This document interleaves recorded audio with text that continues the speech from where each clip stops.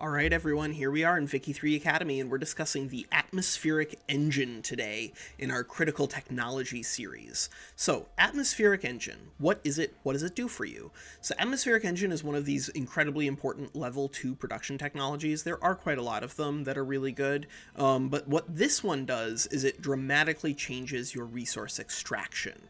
So, what it allows you to do is use an incredible upgrade on your production methods on your mines. And so what that'll do is it'll dramatically increase your ability to get resources out of your mines by just inputting a little bit of coal and a little bit of tools.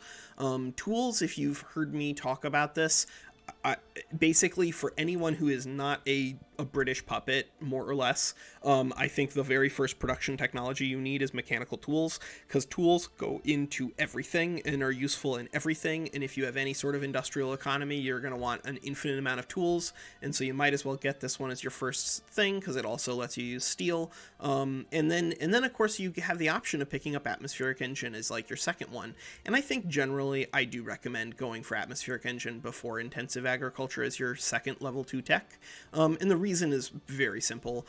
Once you can use these resources, this lets you get way more of them.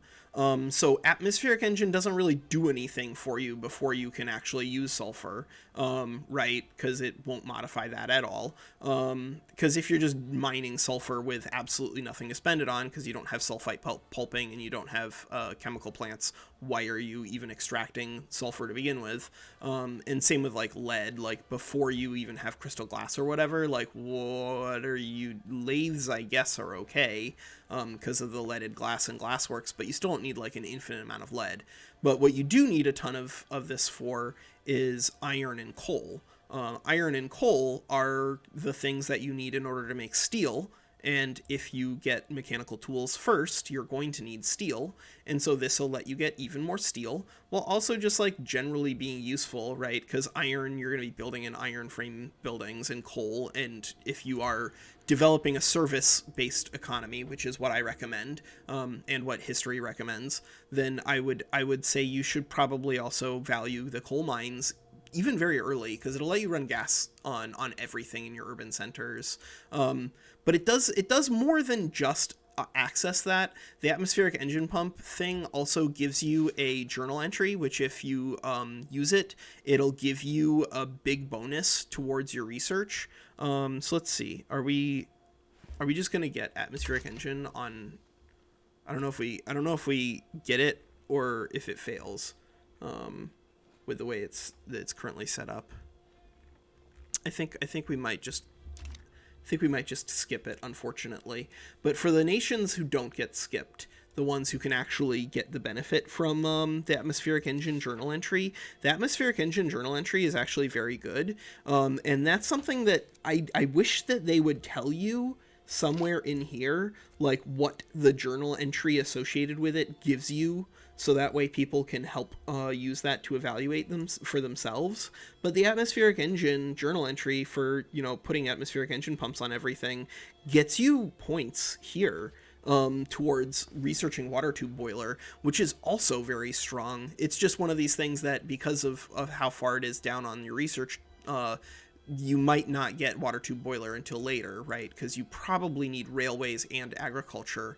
But if you can get half of your tech done by just using the atmospheric engine, then the atmospheric engine kind of also acts as like a pseudo-university in a sense. And that's one of those things that, like, again, unfortunately, they just don't provide a lot of information as to how to access that journal entry. And then also it seems to be cut off if like you start with all of your stuff with the engines on. Like I don't know, there's some bugs there that probably need to be smoothed out.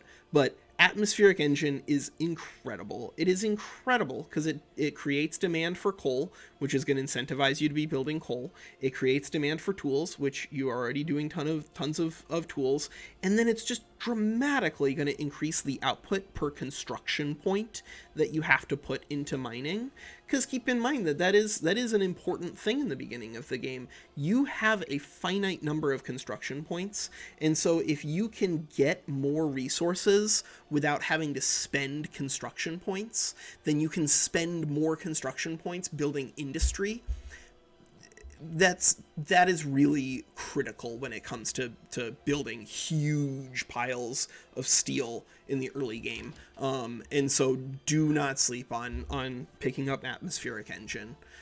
Yeah, that's it. That's Walker. That's 18 minutes. Yep, we got it. Atmospheric Engine, take care.